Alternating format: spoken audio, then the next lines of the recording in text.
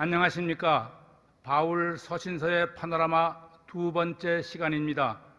오늘은 로마서 파노라마의 남은 여정과 계속해서 고린도 전서의 파노라마를 여행합니다. 지난 시간에 둘러본 성화란 그리스도를 믿어 중생한 자가 성령 안에서 죄와 율법으로부터 자유를 보존하며 예수 그리스도를 닮아가는 삶의 과정을 말합니다. 이제 바울은 육신으로 말미암아 갈등하는 자에게도 그리스도 안에 있으면 정죄함이 없다고 선언합니다. 성령이 우리를 죄와 율법에서 자유하게 하시고 그 자유를 보존하게 하시며 죄와 사망의 법에서 해방되어 육신의 지배에서 성령의 지배로 바뀌었다고 선언합니다. 그러므로 칭의의 방식은 자신의 의가 아니라 그리스도의 은혜이며 성화의 방식은 율법의 행위가 아니라 성령의 인도하심으로 하나님의 말씀에 순종하는 삶인 것입니다. 예수 그리스도를 믿음으로 의롭다함을 얻은 자에게는 정죄함이 없습니다. 이는 스가랴 3장의 환상과 같이 죄의 옷은 벗겨지고 의의 옷을 입음으로 주 안에서 어떠한 정죄도 받지 않는 존재로 변화된 것입니다. 곧 육신에 속한 사람이 성령에 속한 사람이 되었기 때문입니다.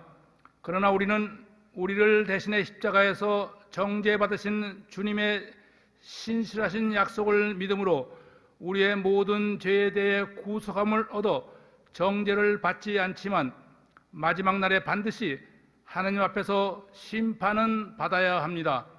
그때 마지막 심판은 성령의 법에 따라 우리의 삶에 대해 심판함으로 믿음으로 의롭다함을 얻은 우리는 반드시 성령을 좇아 성령의 열매를 맺는 삶을 살아 마지막 심판을 통과해야 할 것입니다. 성령은 그리스도를 믿음으로 의롭다함을 얻은 우리 안에 내주하시며 우리를 옛사람의 삶의 방식에서 새 사람의 삶의 방식으로 살아가도록 우리를 이끄십니다. 성령이 구원의 동력을 갖기 위해서는 우리의 믿음과 자유가 필수적입니다. 자동차가 연료가 없으면 멈추듯이 우리가 믿음과 자유를 잃으면 성령이 멈추심으로 성령을 따라 새 삶의 방식으로 살 수 없습니다. 그러므로 우리에게 주어진 자유를 육체를 위한 방종의 기회로 삼지 말아야 할 것입니다.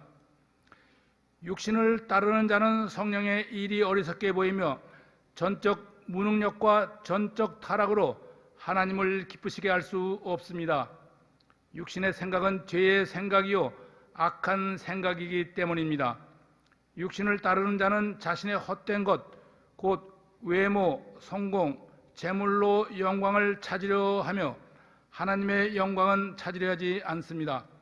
반면에 성령을 따르는 자는 성령의 일을 생각함으로 생명과 평안이 있으며 성령이 우리 안에 거하시면 현재의 삶은 의로 말미암아 살아있으며 미래의 삶은 죽을 몸이 다시 살아나는 것입니다. 성령을 따르는 사람은 몸의 더러운 행실, 곧 육체의 방정과 쾌락을 끊고 주 안에서 자유를 누리며 죄로 향하던 마음의 동기를 바꿉니다. 그렇다면 우리는 어찌하여 교회 안의 삶과 교회 밖의 삶이 일치하지 못하는가? 그것은 우리가 무엇에 지배를 받는가? 곧 육신의 생각에 지배를 받는가? 성령의 생각에 지배를 받는가에 달려 있습니다. 육신의 생각은 타락한 죄의 본성으로 자신의 욕망과 이기심에 관심을 갖고 음행과 더러운 것과 호색을 좋아하며 우상 숭배와 술수, 분쟁, 시기, 원수 맺는 것, 분노, 술 취함, 방탕함으로 자기 자신을 파괴할 뿐만 아니라 하나님과의 관계를 파괴하고 더 나아가 인간 관계를 파괴하게 됩니다. 곧 육신의 생각은 육신의 소욕이며 우리를 육신의 경향으로 이끌고자 하는 죄의 본성에서 출발하는 것입니다. 반면에 성령의 생각은 우리를 하나님 경향으로 이끄시며 하나님과의 관계, 이웃과의 관계에 관심을 가지고 관계 회복을 위해 중보하며 거룩함의 성품과 생명, 자유, 평안, 평화에 관심을 둡니다. 성령의 생각은 율법에 순종하게 하므로 율법의 요구를 이룰 수 있으며 성령의 법의 지배를 받게 하므로 거룩의 열매를 맺을 수 있게 합니다. 교회 안에서는 우리가 하나님 경량으로 쏠리지만 교회 밖에서는 육신의 경량으로 쏠리게 되므로 우리의 삶이 이중적이 됩니다. 그러므로 육신의 생각과 소욕을 끊어버리지 않으면 우리는 이중적 삶을 살게 될 수밖에 없을 것입니다. 말씀의 묵상과 기도는 우리를 하나님의 경량으로 이끌어 주며 말씀과 기도 없이 세상의 쾌락과 즐거움에 매달리면 우리는 육체의 경량으로 쏠릴 수밖에 없습니다. 믿음으로 의롭다함을 얻은 자는 자신의 구원을 온전히 이루기 위해 반드시 기도해야 합니다. 성화의 가정을 가기 위해 그리스도인에게는 반드시 기도가 필요함에도 불구하고 그리스도인이라 할지라도 때로 우리의 이성과 감성, 의지는 기도를 거부합니다. 무엇을 기도해야 하는지도 모르고 기도가 꼭 필요한가에 대해 회의를 갖기도 합니다. 이에 대해 성경은 마땅히 기도할 바를 깨닫게 하며 우리가 무엇을 기도해야 할지 알게 하십니다. 그러므로 우리는 성령의 음성을 듣고 그에 따라 기도하는 것이 참된 기도의 자세입니다. 성령의 음성은 말씀을 통해 들을 수 있으므로 우리는 말씀을 알아야 자신의 생각과 욕망이 아니라 성령을 따라 기도할 수 있습니다. 우리가 기도하지 않을 때, 우리가 자신의 욕망을 따라 기도할 때 성령은 탄식하시며 우리를 위해 중보의 기도를 하시는 분이십니다. 이는 우리로 하나님과 친밀함을 갖게 하시고 우리를 온전한 구원으로 인도하시기 위함입니다. 여러분은 구원을 확신하십니까? 무엇으로 구원을 확신하십니까? 하나님은 태초에 우리를 하나님의 백성으로 선택하시고 우리를 구원하시려고 작정하셨습니다. 그리고 독생자 예수 그리스도의 죽으심과 부활을 통해 우리를 죄에서 구속하여 자유하게 하셨으며 성령을 보내 우리의 자유를 보존하며 우리의 구원을 인치시고 우리의 구원을 보장하셨습니다. 이 성부 하나님의 선택과 작정, 성자 예수 그리스도의 구속, 그리고 성령 하나님의 구원에 대한 보증이 우리의 구원에 대한 확신입니다. 하나님이 택하시고 구원하시기로 작정한 우리를, 예수 그리스도의 구속으로 죄에서 자유함을 얻은 우리를, 성령 하나님께서 구원을 보장한 우리를 누가 대적하겠으며 누가 송사하며 누가 정죄할 수 있습니까? 뿐만 아니라 우리를 사랑하사 독생자를 주시어 우리로 영생을 얻게 하시는 하나님의 그 크신 사랑에서 누가 끊을 수 있겠습니까? 죄인인 우리는 예수 그리스도를 믿음으로 의롭다함을 얻어 죄에서 자유하는 새 신분, 곧 하나님의 백성이 되었지만 새로운 신분이 자동적으로 구원을 보장하지 않습니다. 구원받은 자도 때로 내재하는 죄의 본성과 육신으로 인해 죄에 팔려 구원에 실패, 좌절할 수 있으며 죄와 선 사이에서 갈등을 초래할 수 있기 때문입니다. 그런즉 중생한 자는 주 안에서 성령의 도우심을 구해 이미 얻은 자유를 보존하며 의로 말미암아 온전한 구원을 이루어야 합니다. 온전한 구원을 이루기 위해 우리는 하나님의 섭리와 끊을 수 없는 하나님의 사랑에 힘입어 흔들리지 않는 구원을 확신하여야 합니다. 구원의 확신이 없이는 우리는 이미 얻은 자유를 잃을 수 있으며 성령을 따라 살지 않을 위험이 도사리고 있기 때문입니다.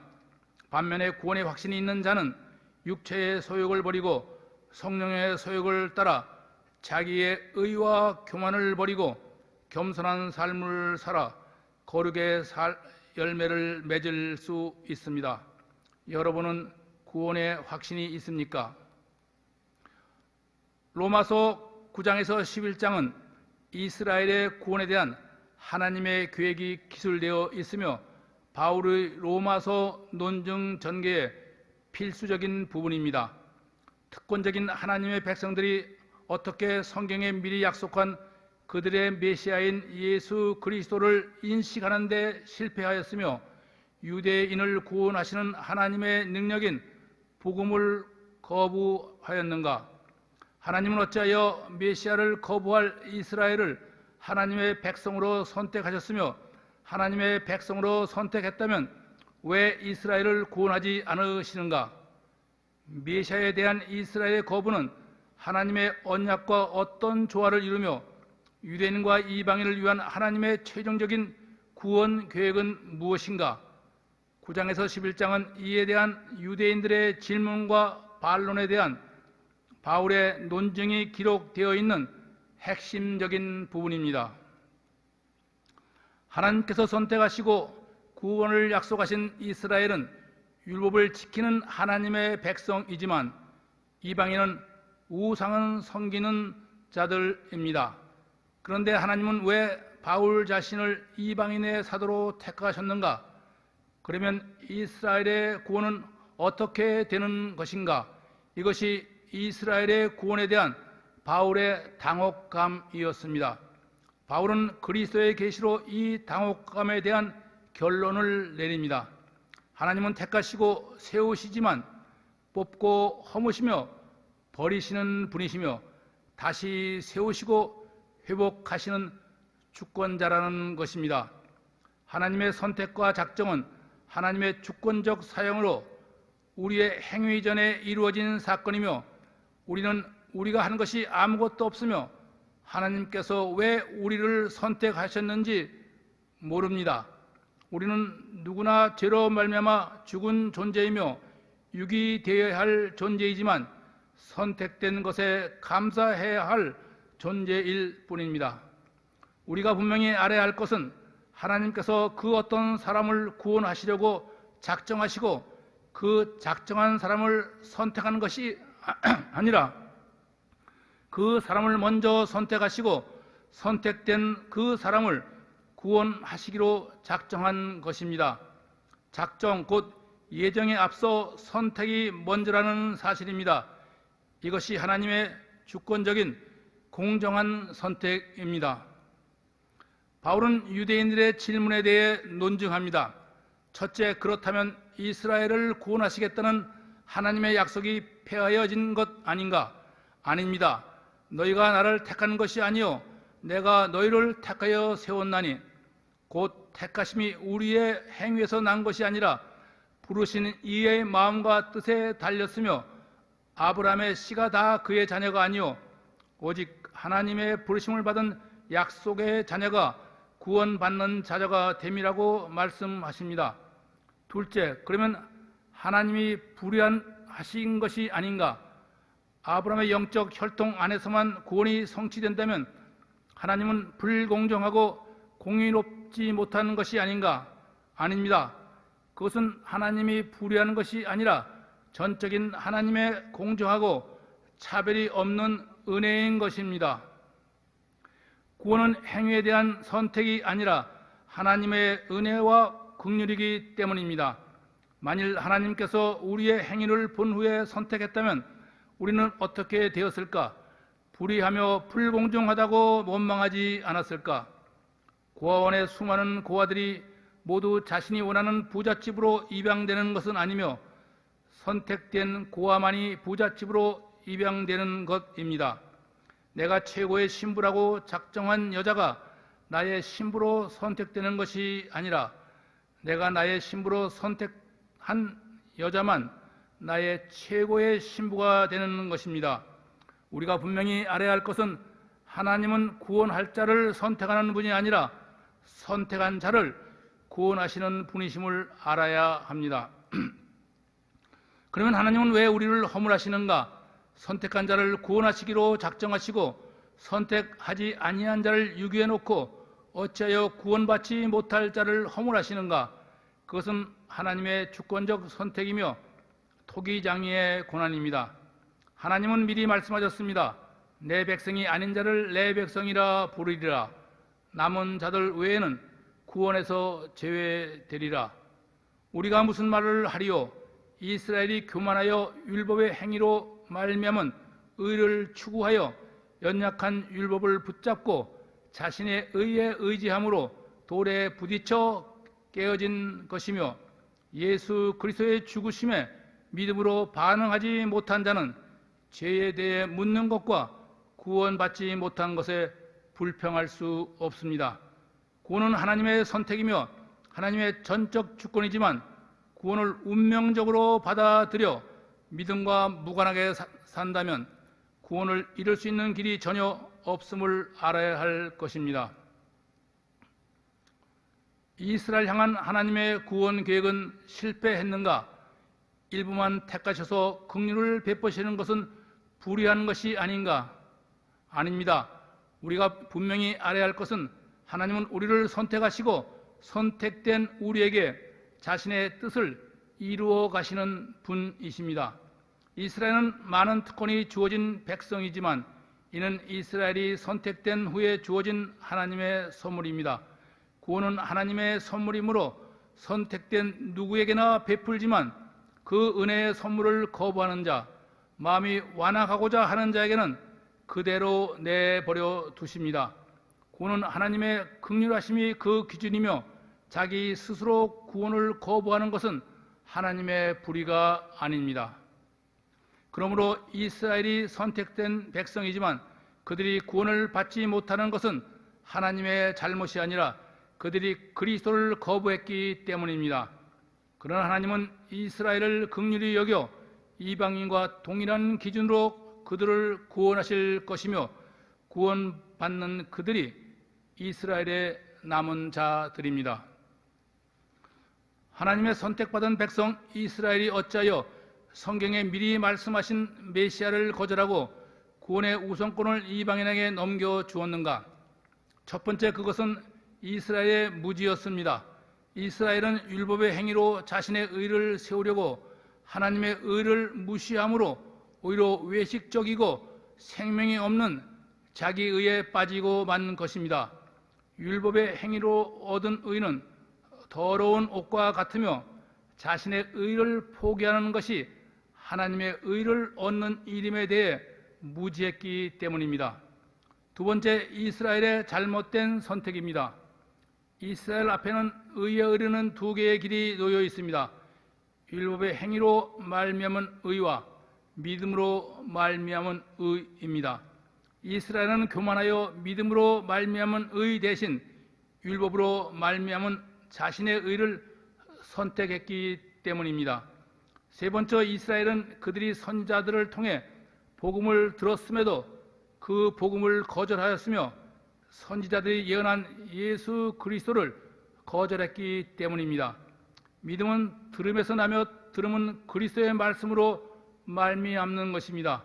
그러나 이스라엘은 복음을 거절했으며 예수 그리스도의 말씀도 거절했기 때문에 믿음을 가질 수 없었던 것입니다. 이스라엘의 무지는 하나님의 의를 모르고 자신의 의를 세우고자 함입니다.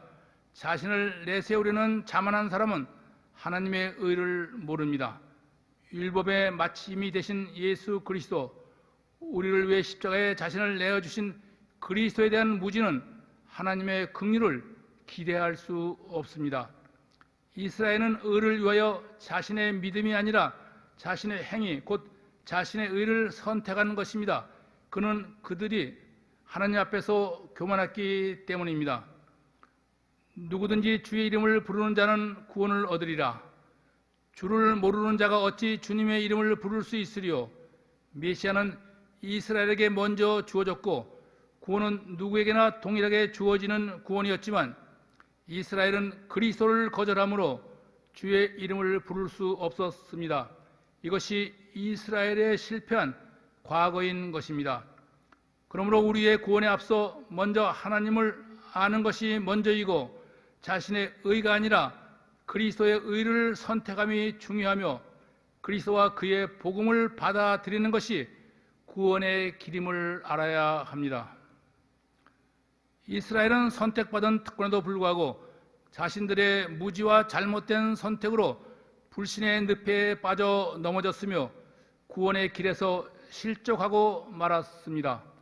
그렇다면 이스라엘이 하나님을 거절하였으므로 하나님이 자기 백성을 버리신 것인가?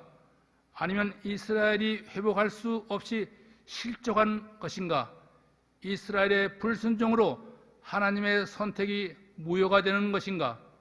하나님은 이스라엘을 버리신 것도 아니요 이스라엘의 불순종으로 하나님의 구원 계획에서 완전히 실족한 것도 아니라고 말씀하십니다. 하나님은 이스라엘의 불순종과 하나님에 대한 거절로 이스라엘을 부분적으로 버렸지만 말씀을 듣고 깨달아 믿음을 지닌 남은 자들을 이스라엘의 회복을 위해 남겨두셨다고 말씀하십니다. 남은 자는 은혜로 택함을 받아 말씀을 듣고 그 말씀을 깨달아 예수 그리스도를 믿는 자입니다. 하나님의 약속과 성취는 엘리야와 남은 자 7,000명, 바벨론 폴에서 남은 자들, 그리고 12 제자와 바울처럼 소수의 남은 자들에 의해 성취될 것입니다. 이것이 남은 자 사상입니다. 이스라엘의 비극적 상황은 절망적이고 영구적인가? 하나님께서 불순종의 완악함 속에서 남은 자들을 남겨두신 것은 이스라엘의 비극적 상황은 최종적인 것이 아니라 완전히 실조한 것이 아니라 오히려 일어나기 위해 넘어진 것이며 회복된 이스라엘이 더 큰 복을 누리며 이방인들도 그 복을 함께 누릴 수 있도록 하기 위함입니다. 이스라엘은 참 감람나무요 이방인은 돌 감람나무입니다. 돌 감람나무인 이방인의 구원은 돌 감람나무의 가지를 참 감람나무인 이스라엘에 접붙여 구원의 열매를 맺는 것이며 참 감람나무인 이스라엘의 구원은 참 감람나무인 자신들에게 접붙인 돌 감람나무인 이방인 가지가 열매를 맺는 것을 보고 참 감람나무 가지가 이를 시기하여 참 감람나무 가진 이스라엘로 이방인과 같이 열매를 맺게 하려는 것입니다. 라고 바울은 이방인의 사도로서 말합니다. 그러므로 이방인들은 꺾인 가지들을 향하여 자랑하지 말지며 우리를 보존하는 것은 우리 자신이 아니라 원나무의 뿌리 곧 믿음임을 알아야 합니다. 가지는 본질적으로 생명이 없으며 우리의 생명은 믿음에 있으며 우리가 뿌리를 보존하는 것이 아니라 뿌리 곧 믿음이 우리를 보존함을 잊지 말고 항상 믿음에 머물러 있어야 합니다. 참 감람나무의 가지도 아끼지 않고 버리시는 하나님께서 쓸모없는 열매를 맺는 돌 감람나무 가지를 찍어 버리지 않으시겠습니까? 그러므로 높은 마음을 품지 말고 하나님께서 참 감람나무의 원 가지들을 아끼지 아니하신즉 우리도 아끼지 아니하시리니 하나님의 인자하심에 머물러 있어야 합니다. 그리하지 아니하면 우리도 찍히는 바 되리라 말씀하십니다. 우리가 돌 감람나무에서 지킴을 받고 참 감람나무에 접붙임을 받았으니 원 가지인 참 감람나무의 가지야 원 감람나무에 더 잘 접붙임을 받지 않겠습니까? 이스라엘이 하나님을 거절함으로 넘어졌지만 이는 일시적이고 부분적이며 이스라엘의 넘어짐은 이방인을 구원하기 위함이며 이방인의 충만한 자가 세워지면 이스라엘도 구원을 얻게 될 것입니다. 하나님께서 택한 자를 착한 자는 구원을 받습니다. 그러나 인간의 측면에서 볼 때 우리의 결단과 선택, 책임이 요구되며 하나님께서 유기한 자는 구원에서 제외됩니다.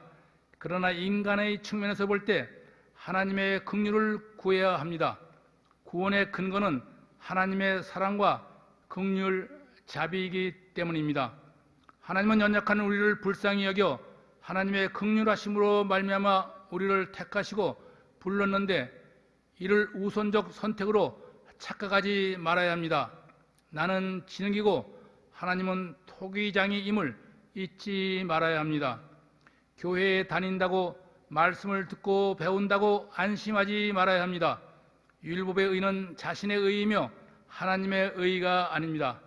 바른 말씀에 근거하지 않은 종교적 열심은 제단을 만들어 범죄하게 합니다. 종교적 열심은 은혜로 구원받고 자신의 의로 돌아가는 사람이며 성령으로 시작했다가 육체로 마치는 사람입니다. 좋은 소식이 입으로만 전해지는 것이 아니라 삶을 통해 전해져야 하며 성도는 좋은 소식을 전하는 발이 되어야 합니다. 자신의 삶이 곧 복음의 말씀이 되어야 할 것입니다. 나 같은 사람을 구원하신 예수 그리스도를 바라보십시오라고 말할 수 있어야 합니다. 그러므로 형제들이라는 말씀은 바울이 로마서 1장에서 11장의 결론을 말하고자 함입니다. 하나님의 긍휼과 자비로 선택된 우리, 예수 그리스도의 대속의 죽으심으로 죄에서 자유함을 얻은 우리에게 요구되는 삶의 원리는 무엇인가? 구원의 확신이 있는 자에게 요구되는 실제적인 삶의 모습은 무엇인가 하는 것입니다. 바울은 구원을 확신하는 우리에게 먼저 우리의 몸을 하나님이 기뻐하시는 거룩한 산 제물로 드리라고 말합니다. 우리는 우리의 몸 육체에 대해 많은 관심을 갖고 있습니다. 자기 개발, 자기 실현, 자기 만족과 행복에 대해 많은 관심을 갖고 건강과 아름다움의 소중함을 깨달아 웰비잉 라이프 스타일의 삶을 살아가려고 합니다. 이는 이것이 자신의 행복과 삶의 만족에 직결되기 때문입니다. 그러나 사도 바울은 우리 자신을 하나님이 기뻐하시는 세상과 구별된 거룩한 산 제물로 드리라고 말합니다. 이것이 하나님이 기뻐하시는 영적 예배이기 때문입니다. 영적 예배란 하나님 앞에 자기 자신의 몸과 현재 자신이 살고 있는 삶을 제물로 드리는 예배입니다. 곧 우리의 삶 그 자체가 예배가 되어야 한다는 말입니다. 동물을 죽여 제물로 드리는 제사는 예수 그리스도께서 화목 제물이 되심으로 더 이상 필요 없게 되었으며 이제는 살아있는 자신과 자신의 삶을 드리라는 말씀입니다. 하나님께서는 아벨과 그의 제물을 연락하신 것처럼 우리 자신을 연락하시기를 원하십니다. 이 예배는 자신의 자아와 욕망, 자신의 의와 교만, 자신의 아집과 허물을 죽이고 현재 자신이 살아가는 삶의 모습 그대로를 숨김없이 하나님께 제물로 드리는 예배입니다. 곧 가정에서나 일터에서의 모든 삶이 그대로 하나님께 드리는 예배로 드려져야 합니다. 이 예배는 그리스도의 십자가의 죽으심과 부활을 경험하는 삶이 믿음과 확신으로 받아들여지는 예배에 이어야 하며 우리가 그리스도의 고난에 참여함으로 우리의 몸에 예수 그리스도의 흔적이 있는 자기 희생과 헌신의 예배에 이어야 하며 하나님의 사랑과 은혜가 이웃에게 흘러가는 예배에 이어야 합니다. 바울은 성도들의 거룩한 삶에 대해 먼저 이 세대를 본받지 말라고 말합니다. 이 땅에서 살되 세상의 세속적인 삶의 방식을 따르지 말고 하나님의 삶의 방식을 따라 살라는 말씀입니다. 하나님의 삶의 방식이란 세상이 추구하는 삶의 방식, 곧 세속적인 성공과 부, 권력을 추구하기 위해 이웃을 착취하는 불의와 불공정한 삶이 아니라 주 안에서 그 삶이 말씀과 일치하는 삶의 방식, 곧 하나님의 사랑과 긍휼, 자비가 드러나며 자유와 공정을 추구하며 하나님의 사랑과 은혜, 긍휼과 자비를 나누며 사는 성경적인 자기 보존의 삶을 말함입니다. 또한 마음을 새롭게 함으로 변화를 받으라는 말씀입니다. 마음을 새롭게 함이란 먼저 세속적인 우리의 생각과 교만을 버리고 육신의 생각을 성령으로 생각으로 바꾸며 내 안에 있는 오물과 폐수, 곧 육체의 소욕을 버리고 성령의 소욕으로 채우며 성령의 도우심으로 그 마음을 하나님 경영의 새 마음으로 점진적으로 갱신하여 그리스도의 마음을 품으라는 말씀입니다. 그리하여 새 마음 새 생각으로 우리를 향하신 하나님의 선하심, 기뻐하심, 온전하신 뜻을 분별하도록 하라는 말씀입니다. 마음이 새로워지면 하나님의 뜻을 바르게 분별할 수 있으며 자신의 뜻을 하나님의 뜻이라고 판단하지 않으며 자신이 기도하고 그 응답을 부정하지 않습니다. 오랫동안 신앙생활을 했음에도 우리가 마음이 새롭게 변하지 않는 것은 무엇 때문인가? 어떻게 하면 마음이 새롭게 변화되는가? 바울은 이에 대해 다음과 같이 권면합니다. 첫째, 믿음의 분량대로 생각하라고 권면합니다. 이 말씀은 모든 사람들 앞에서 교만하지 말고 겸손하라는 말씀입니다. 자신의 믿음을 자랑하지 말아야 하며 자신이 소유하고 있는 모든 것을 내세우지 말아야 합니다. 특히 자신이 남보다 낫다는 우월적 생각을 버려야 합니다. 하나님은 약하고 겸손한 자를 더욱 긍휼히 여기시며 강한 자는 악을 행하기 쉽고 부한 자는 하나님을 등지기 쉽기 때문입니다. 두 번째로 우리는 모두 그리스도의 지체이므로 모든 사람이 한 몸을 이루고 있음을 기억해야 합니다. 한 지체가 다른 지체를 비판할 수 없으며 불필요하다고 말할 수 없습니다. 자신보다 다른 지체를 더욱 귀하게 여기고 돌보아야 하며 아끼고 사랑해야 합니다. 우리가 겸손한 마음으로 이웃을 대하고 아끼고 사랑하는 마음이 되면 우리의 마음은 새롭게 변화됩니다. 성령께서 우리의 속사람을 변화시켜 주시기 때문입니다. 내가 변하면 겸손해지고 사랑하는 것이 아니라 내가 겸손하고 사랑하면 성령께서 나를 새롭게 변하게 하십니다. 새롭게 변화되시기를 원하십니까? 먼저 겸손한 마음으로 이웃을 사랑해야 합니다. 그러므로 먼저 자신이 모든 사람과 함께 그리스도의 지체임을 알아 자신에게 주신 은혜대로 각각 다른 은사, 곧 삶의 능력을 다른 지체를 위해 사용해야 합니다. 그것이 새롭게 변화되는 길입니다. 예언이면 믿음의 분수대로, 섬기는 일이면 낮은 자세로, 가르치는 자는 사랑으로, 위로하는 자는 긍휼함으로, 구제하는 자는 성실함으로, 다스리는 자는 부지런함으로, 긍휼을 베푸는 자는 즐거움으로 해야 합니다. 사랑에는 거짓이 없어야 합니다. 항상 악을 미워하고 선한 일을 도모해야 합니다. 형제를 사랑하고 서로 우애하며 존경하기를 먼저 해야 하며 부지런하게 게으르지 말고 열심을 품고 함께 주를 섬겨야 합니다. 소망 중에 즐거워하며 환난 중에 참으며 기도에 항상 힘쓰며 성도들의 쓸 것을 공급하며 손대접하기를 힘쓰면 우리의 마음과 생각이 새롭게 변합니다. 우리의 마음이 새롭게 되어야 하나님의 뜻에 맞는 삶을 사는 것이 아니라 하나님의 뜻에 맞는 삶을 살면 우리의 생각과 마음이 성령의 능력으로 새롭게 변화됨을 잊지 말아야 합니다. 지난 몇 년 동안 여러분의 생각과 마음이 새롭게 변화되었습니까? 아니면 예전과 다름없습니까?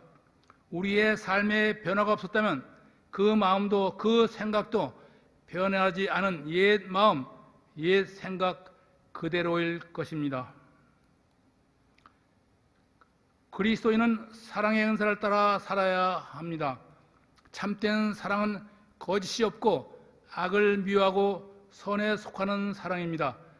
진실 없는 사랑과 사랑 없는 진실은 악이 되어 사랑과 진실이 소멸됨을 알아야 합니다.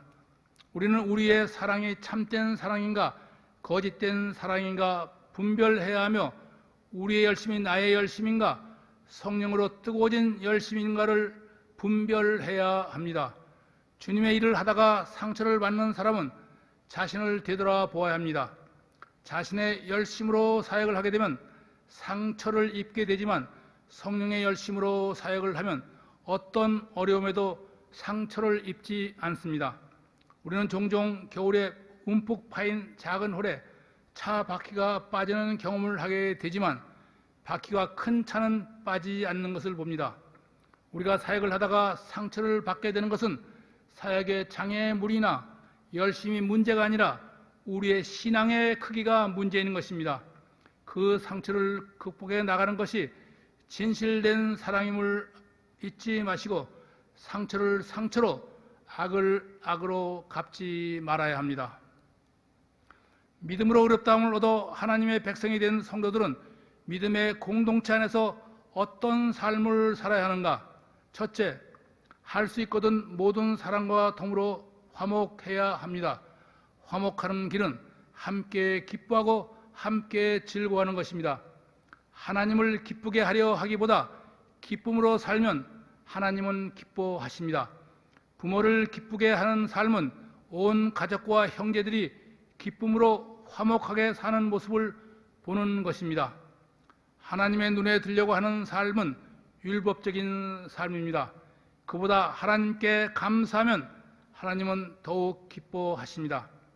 마음을 같이 해야 합니다. 마음을 같이 함이란 자기만이 허황된 생각, 높은 데에 마음을 두지 말고 도리어 낮은 마음으로 지혜 있는 채 하지 않는 겸손함을 말합니다. 예수님과 같이 가난한 자, 지혜롭지 못한 자, 연약한 자들과 함께하며 도움의 손길을 주어야 합니다. 손으로 악을 이겨야 합니다. 악으로는 악을 이길 수 없습니다. 악은 악을 도울 뿐이기 때문입니다. 손으로 악을 갚으면 악순환의 꼬리가 끊어지며 우리는 악에서 구원을 얻게 됩니다. 이 사회가 악으로 차고 넘치면 우리가 악을 악으로 갚기 때문입니다. 손으로 악을 갚으면 하나님과의 관계뿐만 아니라 모든 관계가 화목으로 회복될 것입니다. 두 번째로 사랑의 삶을 살아야 합니다. 먼저 하나님께서 세우신 국가와 사회, 교회의 권세에 복종해야 합니다. 권세를 거스림은 하나님을 거스림이니 두려워하지 말고 권세에 복종해야 합니다. 선을 행하면 두려울 것이 없습니다. 사랑에는 두려움이 없기 때문입니다.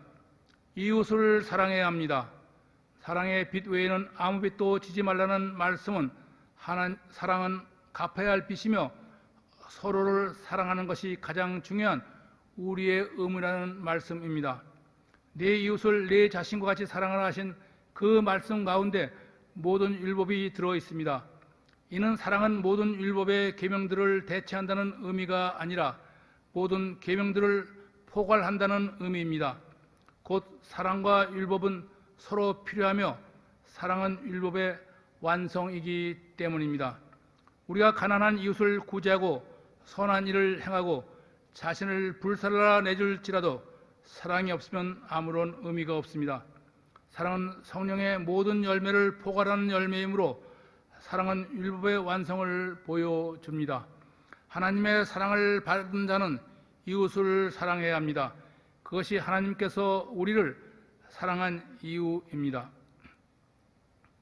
우리가 사는 이 세대는 어떤 시대인가? 이 시대는 종말의 시대이며 밤이 깊고 새벽이 가까이 온 시대입니다. 우리의 구원이 가까이 왔으며 잠에서 깨어날 때입니다. 그러므로 이제는 어둠의 옷을 벗고 빛의 옷을 입어야 할 때입니다. 단정히 행하고 방탕하거나 술 취하지 말며 음란하거나 호색하지 말며 다투거나 시기하지 말아야 하며 예수 그리스도의 옷을 입고 정령을 위하여 육신의 일을 도모하지 말아야 합니다. 특별히 우리의 입을 통하여 이웃에게 상처를 주지 말아야 하며 거짓이 없어야 합니다. 말이란 자신의 생각이 밖으로 나오는 것이므로 거짓을 말하거나 이웃에게 상처를 주는 말을 하는 사람은 육신을 따라 행하는 믿음이 성취하지 못한 사람입니다. 이것이 믿음으로 의롭다함을 얻은 자가 교회 공동체 안에서 살아야 할 경건의 삶입니다. 로마의 교회 공동체는 유대인 그리스도인과 이방인 그리스도인 간의 갈등이 있었습니다. 그것은 복음과 구원, 교회의 본질에 대한 다른 이해 때문이었습니다. 요즘도 많은 교회들이 갈등에 휘말리는 것을 볼 수 있습니다. 그러나 대부분의 갈등은 갈라디아 교회의 복음의 핵심을 변질시키는 율법주의나 골로새 교회 이단 문제와 같은 본질적인 문제가 아니라 비본질적인 문제라는 점입니다. 교회 공동체 안에는 믿음이 성숙한 성도들과 믿음이 연약한 성도들이 함께 공존합니다. 믿음이 성숙한 성도들은 믿음이 연약한 성도들을 비난하거나 비방하지 말고 연약한 자의 짐을 대신 져주며 믿음으로 본을 보여야 합니다. 이로 인해 교회의 본질적인 문제를 떠나 비본질적인 문제로 갈등을 빚게 됩니다. 한 가지만 예를 들면 본문에 나오는 바울의 시각에 의하면 포도주를 마시는 성도는 그것으로 인해 상처를 받는 성도가 있다면 그 연약한 성도 앞에서 함께 포도주를 마시지 말아야 할 것입니다. 방언으로 기도하는 성도는 연약한 성도들 앞에서 큰 소리로 방언으로 기도하지 말아야 합니다. 교회의 직분자들은 연약한 자들이 보는 앞에서 예배에 늦게 참여하는 일로 연약한 자들에게 상처를 주어서는 아니 됩니다. 믿음이 강한 자는 교회에서 섬기는 일이나 다른 사역을 함에 있어 믿음이 약한 자를 무시하거나 격렬함으로 상처를 주어서는 아니 됩니다. 사랑으로 격려하고 보살핌을 주어야 할 것입니다. 믿음이 강한 자의 판단으로 연약한 자의 판단을 넘어뜨리려 해서는 아니 됩니다. 이 모든 것은 교회의 본질적인 문제가 아니기 때문입니다. 지금까지 우리는 그리스도인의 삶에 대해 말씀을 나누었습니다. 그런데 왜 우리는 그리스도인이라 하면서 그리스도인의 삶을 살아내지 못하고 있다고 생각하십니까? 그것은 자신의 생각을 붙들고 하나님의 말씀을 붙들려고 하지 않기 때문입니다. 신앙은 말씀으로 성숙하는 것이지 결코 연조로 성숙되지 않습니다. 교회에 어려움을 주는 많은 사람이 교회에 오래 다닌 성도, 기도를 많이 하는 성도, 설교를 열심히 듣는 성도라는 것을 생각하면 말씀을 붙들지 않고 자신의 생각만을 붙드는 자기 교만 때문입니다. 그러므로 그리스도인의 참된 삶을 살고자 하는 성도라면 영적으로 깨어서 하나님의 말씀을 붙들고 하나님께 자신을 붙들어 매고 전심으로 기도하는 성도여야 하며 그 삶이 말씀과 기도에 일치하는 삶이 되므로 먼저 겸손하고 정직하며 포용하는 마음이어야 하며 자신을 버리고 내려놓고 나누며 내어주는 예수 그리스도를 닮아가는 사람이 되어야 합니다. 이제 로마서의 파노라마 여행을 마치고자 합니다. 로마서를 마치며 우리가 마음속에 새겨야 하는 것은 첫째, 하나님을 바로 알아 하나님에 친밀해야 합니다. 하나님께서 우리에게 주신 신령한 복과 우리를 위해 하신 모든 일을 알고 그 은혜를 감사해야 할 것입니다. 둘째, 복음을 바로 알아 구원을 확신하며 하나님께서 원하시며 기뻐하시는 그리스도를 닮아가는 새 사람의 삶을 살아야 할 것입니다. 셋째, 하나님의 택하심과 부르심에 따라 받은 소명을 이루며 세속적인 자아 실현이 아니라 주 안에서 자아 실현을 이루어가는 복음의 일꾼으로 표대를 향해 일정을 다해 힘차게 달려가야 할 것입니다.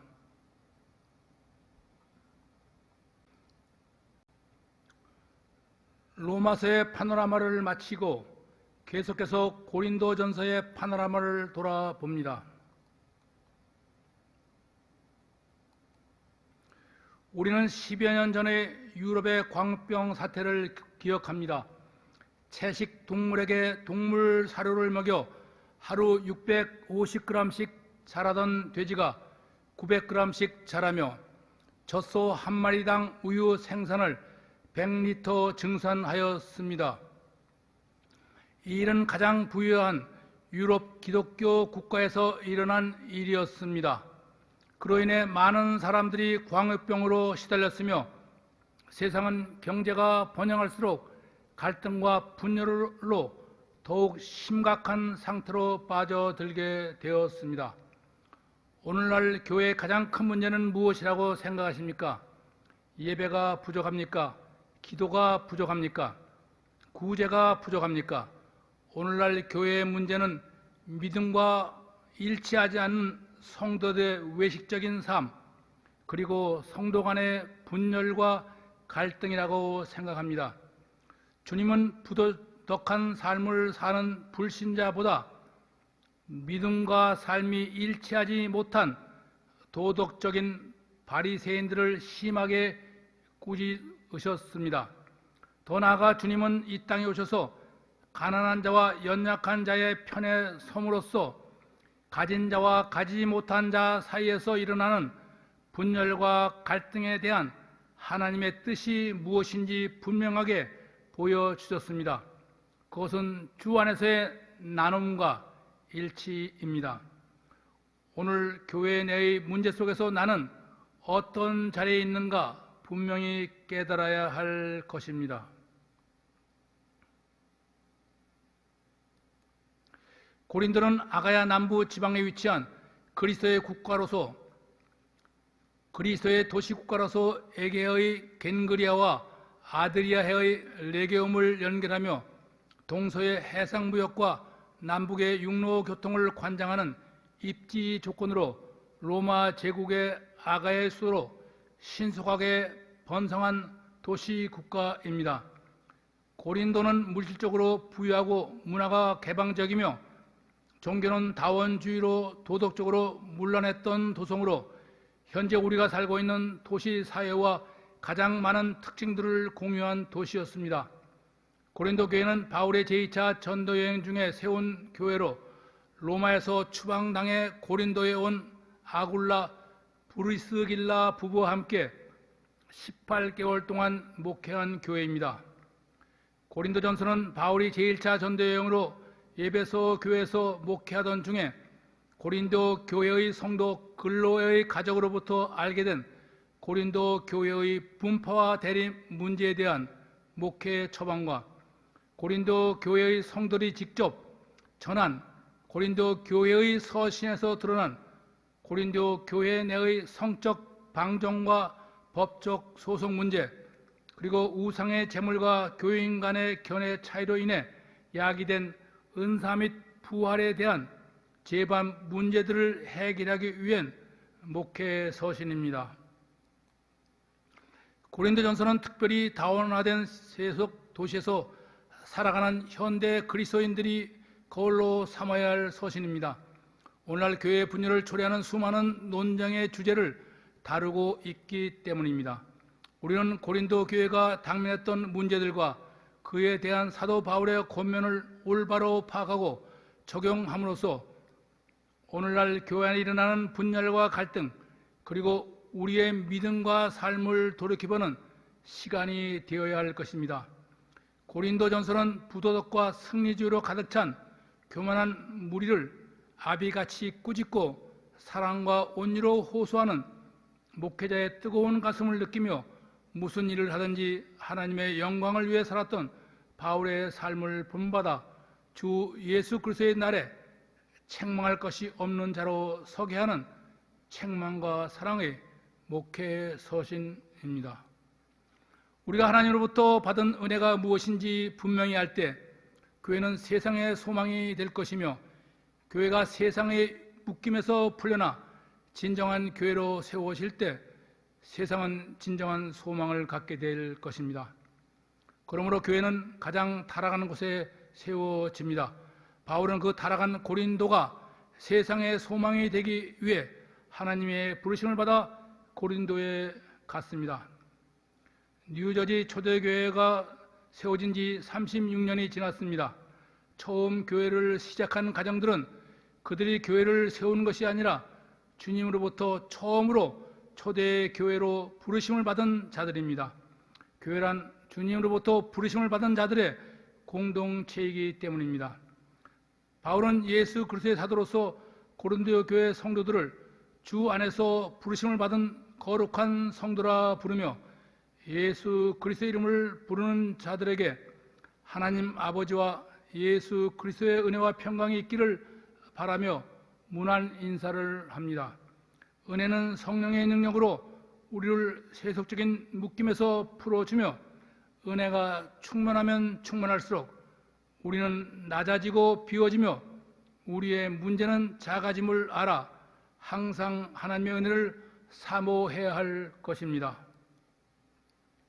바울은 고린도 교회 성도들이 하나님으로부터 받은 은혜 곧 말씀과 지식에 충만하며 믿음에 굳게 서서 그리스도를 증거하며 은사에 부족함이 없이 주 예수 그리스도를 기다리고 있음에 하나님께 감사를 드리며 또한 주님께서 그리스도의 날에 책망할 것이 없는 자로 끝까지 견고하게 세워주실 것을 확신하며 감사를 드립니다. 더 나아가 고린도 교회의 교인들이 믿음으로 그리스도의 죽음에 동참하고 성령을 통해 그리스도의 생명에 참여하며 마지막에 그리스도의 영광에 참여할 것을 확신하며 하나님께 찬양을 돌립니다. 나 때문에 감사하기보다 이웃으로 말미암아 기뻐하고 감사하며 찬양하는 것이 하나님이 기뻐하시는 일임을 잊지 말아야 합니다. 이는 바울이 고린도 교인들을 책망하기에 하고 권고하기에 앞서 그리스도의 마음으로 온유함과 긍휼함으로 고린도 교회의 문제에 접근하고자 함입니다. 우리가 자녀들을 책망하거나 이웃에게 권면이 있을 때 그 일에 앞서 그리스도의 마음으로 사랑과 온유함으로 책망과 권면에 임해야 할 것임을 보여주는 바울의 지혜로운 덕목입니다. 바울이 다루고자 하는 고린도 교회의 첫 번째 문제는 고린도 교회의 성도인 글로에로부터 전해들은 교회 안의 분쟁과 다툼입니다. 첫 번째 분쟁의 원인은 헬라 사상의 영향으로 인한 복음에 대한 이해의 부족과 십자가에 대한 잘못된 이해에 기인하는 것입니다. 철학과 수사학이 꽃을 피웠던 그리스 로마 사회에서 고린도 교회의 성도들은 그리스도의 복음을 당시 철학과 수사학의 기준으로 비교하며 불화를 일으켰습니다.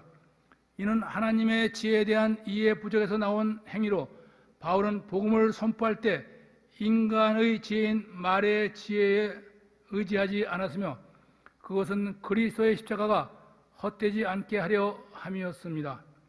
유대인들은 표적을 구하며 헬라인들은 지혜를 찾지만 바울은 십자가에 못 박힌 그리스도를 선포합니다. 유대인이 볼 때 십자가는 하나님의 저주의 상징으로 간주했으며 연약함, 수치, 패배, 어리석음을 의미했습니다. 그러나 그리스도의 십자가는 우리를 죄와 죽음에서 구원하신 하나님의 능력이요 하나님의 지혜이며 이는 아무 육체라도 하나님 앞에서 자랑하지 못하게 하시고 주님의 십자가만을 자랑하게 하시려는 것입니다.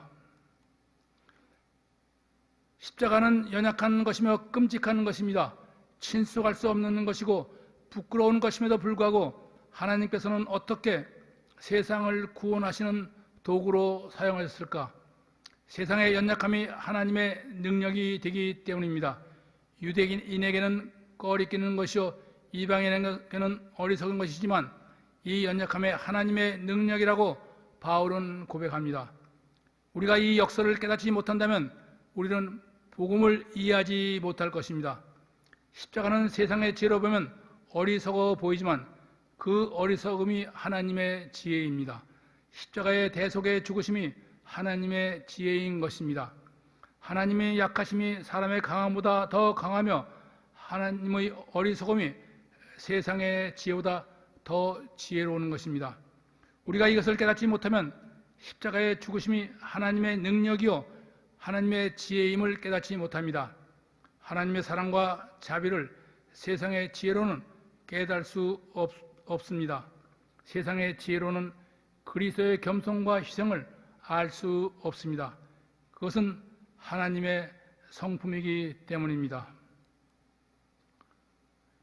십자가의 죽으심이 하나님의 능력이요 지혜라는 것은 그리스도의 십자가의 죽으심이 인간의 전적 타락을 해결할 수 있는 유일한 길이기 때문입니다. 타락한 인간을 심판할 때 그것은 사랑과 공의, 은혜와 진리를 동시에 충족시킬 수 있어야 합니다. 그러나 죄로 말미암은 인간을 심판하실 때 세상의 지혜로는 사랑과 공의, 은혜와 진리를 동시에 충족시킬 수 없습니다. 죄의 값을 지불하지 않고 용서한다면 하나님의 사랑은 증명되지만 공의롭지 못하며 하나님의 은혜는 증명되지만 진리를 벗어나게 됩니다. 그러므로 죄의 값을 지불하지 않은 죄의 용서는 사랑과 공의, 은혜와 진리를 동시에 충족할 수 없습니다. 그리스도께서는 우리의 죄를 대신 속량하심으로 우리의 옛사람을 죽게 하시고 우리와 죄와의 관계를 끊으셨으며 하나님의 사랑과 공의, 은혜와 진리를 충족시키고 가장 영광스러운 부활로 다시 살아나셨습니다. 이것이 하나님의 지혜요 십자가입니다. 그러므로 하나님의 사랑과 공의, 은혜와 진리를 충족시킬 수 있는 길은 오직 그리스도 자신의 죽음으로 우리의 죄악을 해결하는 길뿐입니다. 여러분은 십자가가 미련하게 보이십니까? 하나님의 능력으로 보이십니까? 십자가 이외의 다른 표적을 구하며 능력을 보여달라는 것이 이단입니다. 세상의 패역함을 구하는 길은 오직 십자가뿐이며 주님께서 그 십자가를 지셨습니다. 오늘 누가 이 십자가를 지겠습니까? 교회 안의 갈등은 인간의 지혜를 의지하고 그것을 자랑하기 때문입니다. 고린도 교회에는 문벌, 학식, 권력, 부유층은 별로 없었지만 그럼에도 그들은 자신이 가진 것을 자랑했습니다. 하나님은 왜 우리를 교회로 부르셨는가? 교만을 패하고 자랑을 패하기 위함입니다. 성령 충만이란 내가 비워졌다는 것이며 내가 낮아졌다는 것입니다. 그런데 우리가 자랑할 것이 무엇입니까? 그리스도인이 되어야지 어느 교회 교인이 되어서는 아니 됩니다. 내가 왜 여기 있는가라는 감동이 있어야 합니다. 그런데 우리가 어떻게 교만하고 자신을 자랑할 수 있겠습니까? 컵에 공기를 뺄 수 있는 방법은 컵을 물에 잠기게 하면 공기가 빠지게 됩니다. 우리가 세속적인 교만을 빼면 하나님의 지혜에 잠기게 됩니다. 이것이 십자가의 지혜입니다. 내가 무엇을 자랑하느냐는 자신의 인격과 성품, 자기 신앙을 드러내는 것입니다. 나는 무엇을 자랑합니까? 자신의 재물, 외모, 지식과 학력, 자신의 사회적 성취입니까? 그것은 자신의 우상일 수 있습니다. 바울의 자랑은 그리스도의 십자가라고 고백합니다. 원래 바울은 자랑할 것이 많은 사람이었습니다. 그러나 바울은 이 모든 것을 배설물처럼 버리고 십자가를 자랑한다고 말합니다. 세상이 나에 대해 십자가에 못 박히고 내가 세상에 대해 십자가에 못 박혔기 때문에 십자가만을 자랑한다고 말합니다. 십자가는 육신의 정욕, 안목의 정욕, 이생의 정욕과 연합된 우리를 세상과 분리해주며 우리에게 찾아오는 하나님의 진로와 정죄에서 분리해줍니다. 자신이 어떠한 노력이나 공로도 하나님의 진로와 정죄에서 나를 분리하지 못하지만 오직 그리스도의 십자가의 죽음을 믿음으로 받아들이면 십자가가 이를 분리해 줍니다. 세상에 살지만 세상에 속하지 않는 사람으로, 세상에 살지만 그리스도 안에서 그리스도에 속한 사람으로 분리해 줍니다. 이것이 십자가로 인해 우리 안에 일어난 놀라운 일입니다. 그리스도께서 십자가에 못 박히실 때 세상을 이기셨다고 말씀하셨습니다. 그리스도와 함께 십자가에 못 박힌 사람은 하나님을 대적하는 세상을 이길 수 있습니다. 사탄은 죽음을 무기로 우리를 지배하지만 그리스도와 함께 죽고 함께 부활한 우리를 사탄은 죽음을 무기로 공경할 수 없습니다. 사탄이 더 이상 죽음으로 우리를 지배할 수 없게 되므로 우리는 죽음의 권세를 이기고 승리할 수 있기에 십자가를 자랑합니다. 우리는 어떻게 십자가를 자랑할 수 있는가? 첫째, 어떠한 상황 속에서도 십자가를 부끄러워하지 말고 그리스도는 나의 구세주요 주인이심을 고백하며 그리스도를 자랑함이 십자가를 자랑하는 것입니다. 그리스도를 부끄럽게 생각하는 믿음은 십자가를 자랑할 수 없습니다. 둘째, 십자가를 자랑하는 것은 복음을 증거하는 고난에 참여하는 것입니다. 이 고난은 그리스도의 남은 고난으로 우리가 감당해야 할 고난입니다. 고난을 기뻐하며 자랑하는 것이 십자가를 자랑하는 것입니다. 믿음으로 우리가 맞이할 부활의 아침에는 우리는 옛사람으로 부활을 맞이해서는 아니 됩니다. 옛사람은 그리스도와 함께 십자가에 못 박고 그리스도와 함께 부활한 새 사람으로 부활을 맞이해야 할 것입니다. 이것이 십자가를 자랑하는 그리스도인의 참된 모습인 것입니다. 바울은 십자가 이외에는 아무것도 알지 아니하기로 작정하였습니다. 예수를 아는 지식 외에 더 고귀한 지식은 없기 때문입니다. 오늘 우리가 그리스도를 믿으면서도 바뀌지 않는 이유는 예수를 아는 지식보다 배설물 같은 세상의 지식을 더 추구하기 때문입니다. 젊은이들은 서로 사랑하게 되면 모든 삶이 변하고 달라집니다. 복음을 사랑하면 사람은 변하고 달라집니다. 설교자들이 사람을 기쁘게 하면 교회는 죽습니다. 하나님을 기쁘게 해야 합니다. 바울이 헬라 철학의 중심지 아덴에서의 전도가 실패한 것은 성령의 능력이 아니라 사람의 생각, 헬라의 수사학적 방법으로 복음을 전하라고 했기 때문임을 깨달았습니다. 내가 버려야 하는 일, 내가 죽어야 하는 일을 빼고 복음을 전하는 교회는 하나님이 기뻐하는 온전한 교회가 아닙니다. 십자가는 자신을 버리는 일이요 자신을 죽이는 일입니다. 그러므로 십자가는 유대인에게는 걸림돌이요 헬라인에게는 어리석은 것이지만 십자가는 하나님의 구원 역사 전체를 통합하고 해석하는 핵심인 것입니다. 바울의 십자가 복음 선포에는 놀랍게도 성령의 능력이 나타났으며 많은 고린도인들이 성령의 능력으로 십자가의 복음을 믿고 변화되었습니다. 그것은 믿음이 인간의 수사학이나 인간의 지혜에 근거하는 것이 아니라 사람을 근본적으로 변화시키는 하나님의 지혜요 성령에게서 오는 능력이기 때문입니다. 하나님의 지혜이신 성령께서는 십자가의 구원의 비밀을 우리에게 계시하시며 우리의 변화를 이끄시는 분이십니다. 그러므로 말씀은 십자가에 초점을 맞춰 선포되어야 하며 십자가를 통해 우리의 죄와 죽음의 세력을 정복하고 우리를 구원하셨음을 믿어야 합니다. 말씀은 단순함과 투명함으로 성령의 능력만을 의지해 선포되어야 하며 하나님의 지혜이신 성령께서 스스로 역사하시도록 해야 할 것입니다. 때로 우리는 세상적 언변을 자랑하는 부흥사들을 보게 됩니다.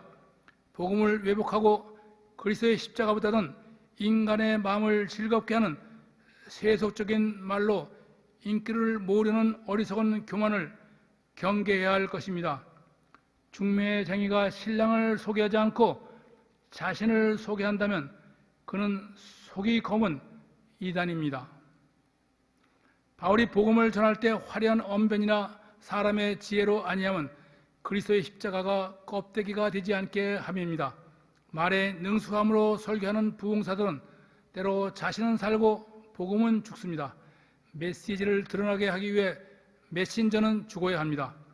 오늘날 많은 대형 교회들의 메신저, 설교 강당, 성가대 찬양, 교회 건물의 화려함에 비해 메시지는 드러나지 않고 있다는 사실에 우리는 경종을 울려야 합니다.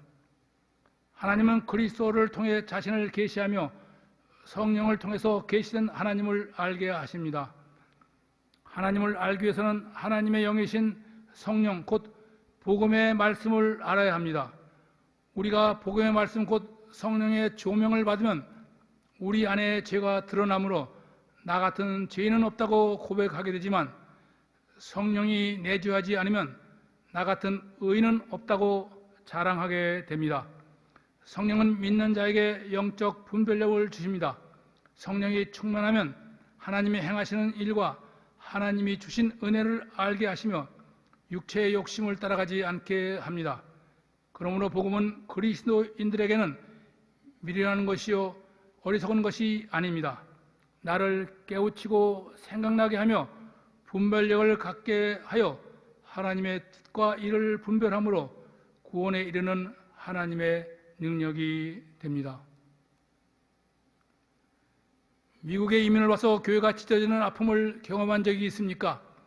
그것은 우리가 세상으로 나가지 않고 세상의 교회 안으로 들어왔기 때문입니다. 초대 교회 초창기에도 분쟁과 아픔으로 인한 어려움과 아픔이 있었습니다. 그것은 이민교회 초창기에 교회가 무엇인가, 성도란 어떤 존재인가 하는 정체성의 혼란이 있었기 때문이었습니다. 고린도 교회의 두 번째 분쟁의 원인은 세속적인 삶으로 인한 시기와 다툼이었고, 그 이면에는 정체성의 혼란과 사람을 자랑하는 태도가 있었습니다. 이는 아직 육신에 속한 자들로 하나님의 지혜를 따르는 신령한 태도가 아니라 사람을 따라 움직이는 육적 형태일 뿐이었습니다. 특히 육신에 속한 자에게 나타나는 특징은 시기, 질투심입니다. 육신에 속한 자는 죄의 본성에 사로잡혀 있기 때문에 시기심에 사로잡히게 되며 분쟁과 파별을 조장하게 됩니다. 성경에 나타나는 대표적인 이기심은 동생 아벨에 대한 형 가인의 시기로, 이로 인해 인류 최초의 살인 사건이 일어나게 됩니다. 고린도 교회는 열심히 있는 교회요, 성령의 능력이 나타나는 교회였으나 시기심으로 인해 다툼과 갈등이 있었습니다. 시기는 다른 사람의 기쁨을 아파하고 다른 사람의 슬픔을 기뻐하며 자신의 교만과 자아를 자랑합니다. 시기는 다른 사람이 누리는 좋은 것은 자신도 누리고 싶어 하면서 다른 사람이 겪는 고통은 동일하게 누리고 싶어 하지 않습니다. 시기하는 사람은 공정하신 하나님을 불공정하다고 생각하며 자신의 초라함과 소외감을 모욕당하는 것으로 생각하고 이웃을 저주하며 자신의 가능성을 덮어버리므로 자신의 삶을 무너뜨리게 되므로 갈등과 다툼을 초래하게 됩니다. 왜 우리는 다른 사람의 슬픔을 기뻐하는가? 우리는 어떻게 해야 시기심에 빠져질 수 않을 수 있는가? 비교의식을 내려놓고 다른 사람의 축복을 함께 기뻐해야 합니다. 십자가를 통한 회개의 영이 내 안에 임재해야 합니다. 공평하신 하나님 앞에 자족할 줄 알아야 합니다. 그리하면 사단은 그리스도 속에 이기심을 불러 넣을 수 없습니다. 고린도 성도들은 각기 나는 바울에게, 나는 아볼로에게, 나는 게바에게 속한 자라고 주장했습니다.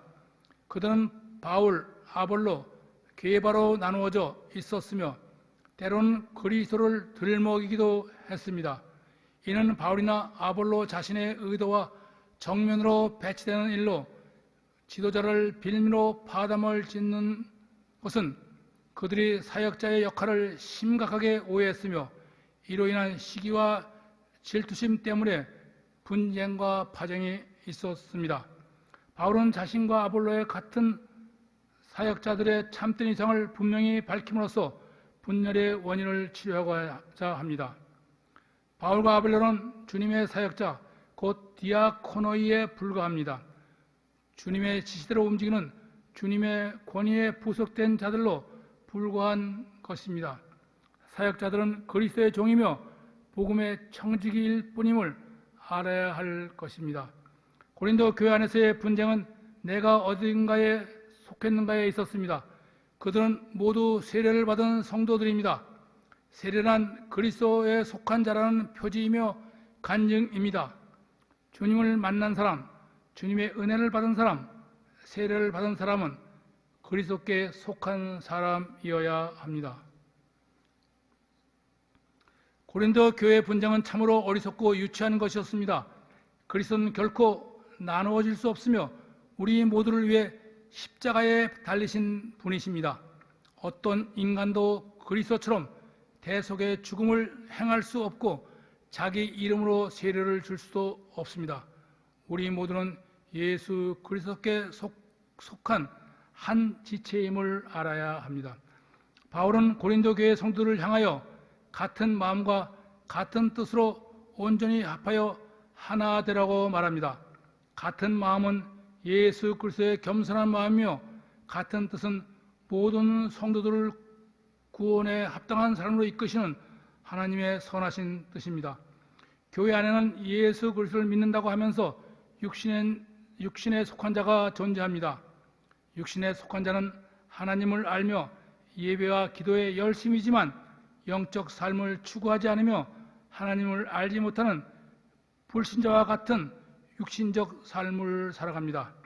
그들은 예수 그리스도의 도움으로 세속적인 욕망을 얻기 위해 교회에 나옵니다. 누가 힘이 있는가, 누가 부유한가를 살핍니다. 시기와 분쟁이 있기 마련입니다.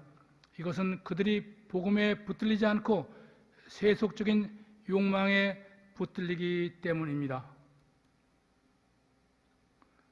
바울은 시몬과 아벨레는 물을 주었고 실제로 나무를 자라게 하신 이는 하나님이십니다. 시몬이나 물 주는 이가 하나라는 것은 그들이 아무것도 아닌 신분, 곧 하나님의 지시대로 움직이는 종이라는 점에서 같다는 뜻입니다.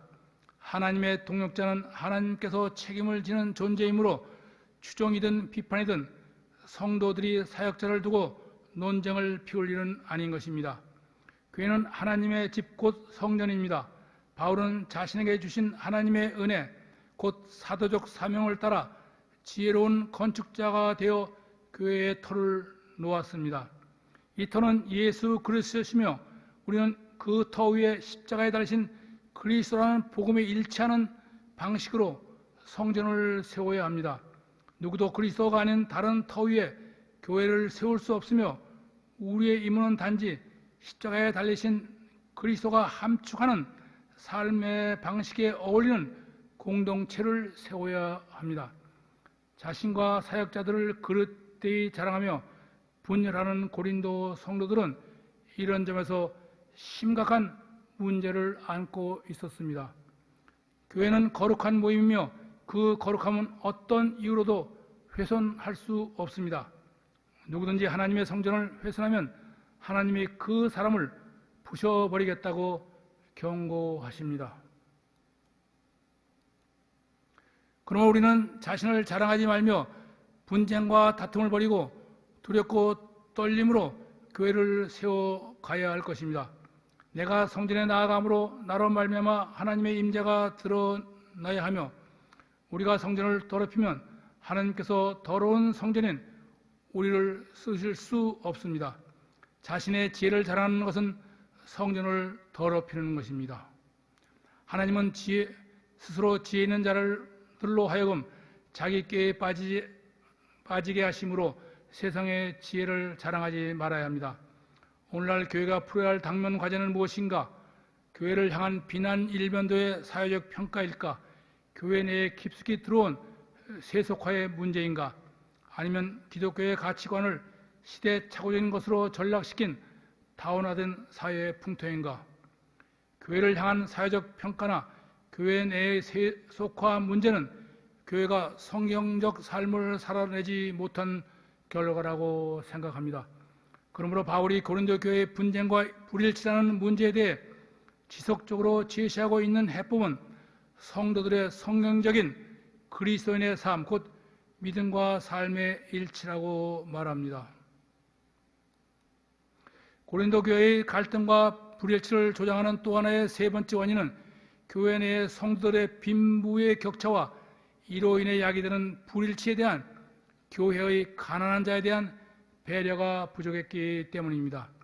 고린도는 원로원 속주로서 황제 숭배와 후원자 제도가 활발했으며 교회 내에서도 유명한 혈통과 부를 소유한 후원자들과 이 후원자들로부터 정치적 보호, 물질적 지원, 사회적 영향력과 기타 혜택을 지원받는 피보호자들이 있었습니다.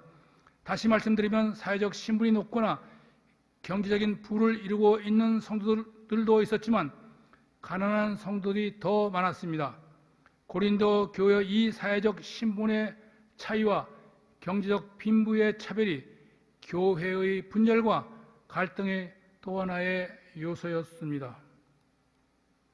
모든 사회나 교회는 사회가 발전할수록 눈에 보이지 않는 신분의 차이가 생기며 경제가 발전할수록 빈부의 격차가 있게 마련입니다. 바울은 고린도라는 특수한 사회 경제적 환경에 위치한 고린도 교회의 모순된 경험을 통해 교회가 어떻게 하나님의 뜻을 정직하게 실천하며 하나된 하나님의 성전을 이룰 수 있는가에 대해 고민합니다. 교회가 가난한 성도들을 배려하지 못하거나 그들을 소외시킨다면 교회이기 전에 이익 집단에 불과할 뿐이며 오늘날 교회에서 빈부간의 경제적 불균형으로 인한 양극화 현상은 신앙 공동체에서 자주 마주치는 사안입니다.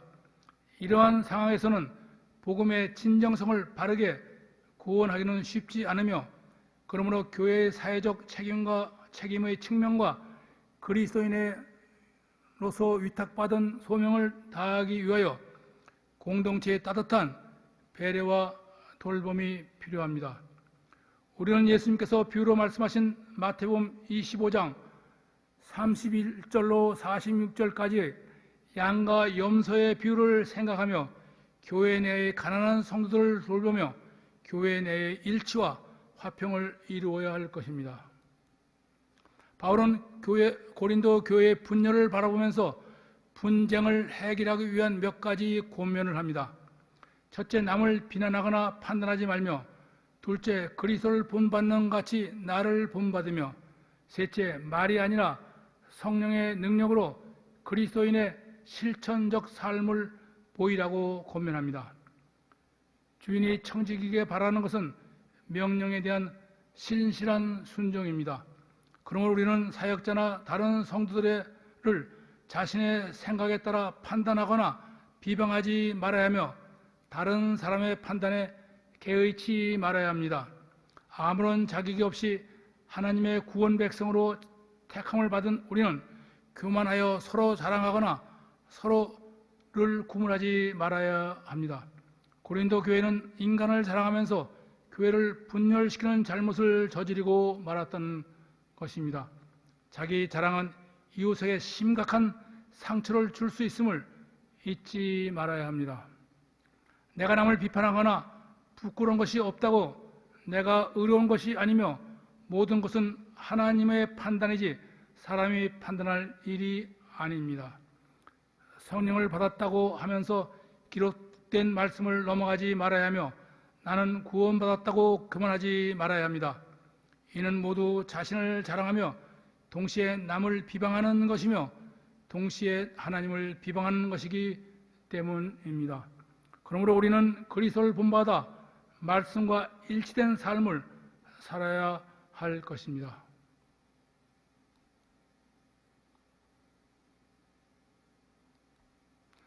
복음에 대한 이해 부족으로 인해 야기된 고린도 교회의 분쟁과 다툼은 하나님의 성전인 교회를 허무는 일이요 하나님의 복음이 하나님의 능력임을 부인하는 것이며 이를 바로 세우지 아니하면 하나님께서 우리를 허무실 것이라고 경고합니다.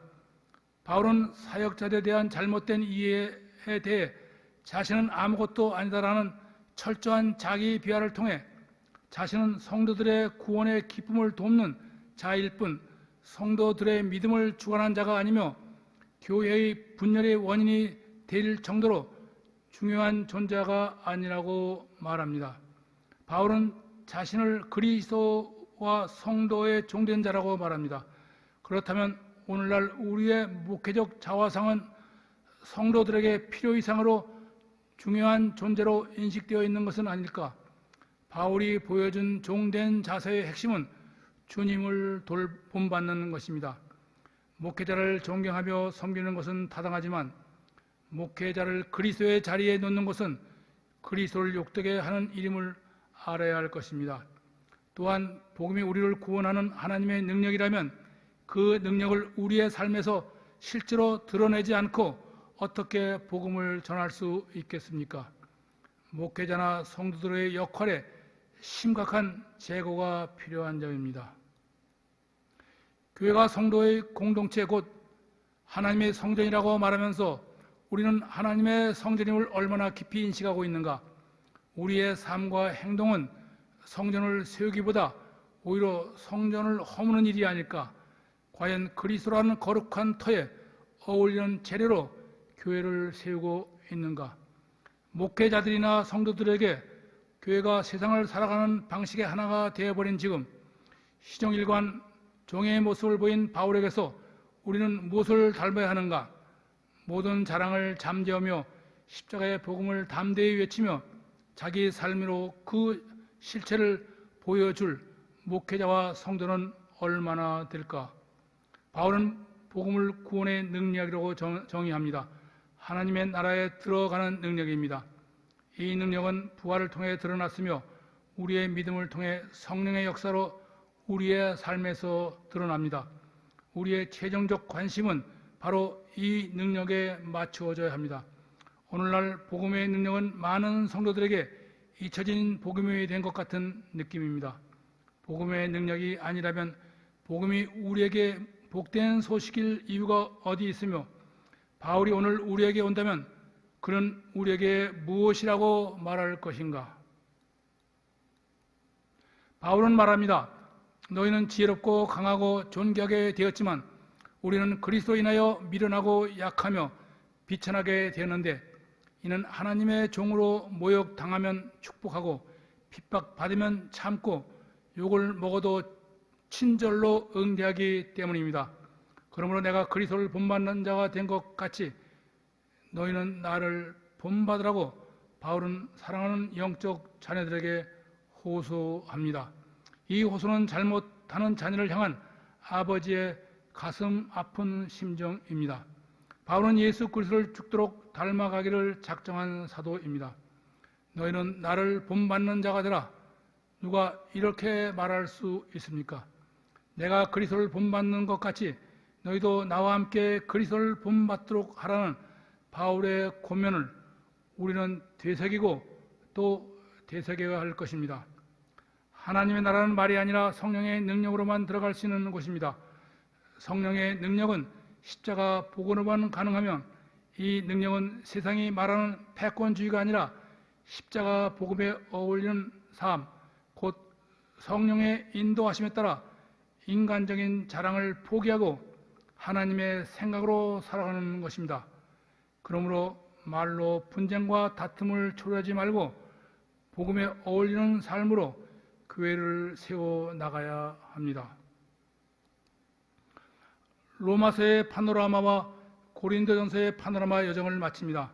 다음 시간에는 고린도전서 파노라마의 남은 여정과 고린도 후서의 파노라마를 여행하겠습니다. 기도하겠습니다. 사랑과 은혜가 충만하신 하나님 아버지, 하나님의 부르심을 받아 그리스도의 십자가 된 우리로 하여금 자신을 자랑하지 말며 먼저 마음을 비우고 낮아짐으로 주님의 마음을 우리 안에 품게 하시고 하나님의 사랑과 은혜 안에서 다른 지체들과 일치를 이루어 우리의 가정과 교회 안에 분쟁과 다툼이 없게 하시옵시고 자신을 내어주며 나누며 주님을 닮아 믿음과 삶이 일치를 이루는 우리 되게 하여 주시옵소서. 예수 그리스도의 이름으로 기도하옵나이다. 아멘. 다시 만나기를 기대하며 성도님들의 온 가정에 하나님의 은혜와 평강이 넘치시기를 기원합니다. 감사합니다.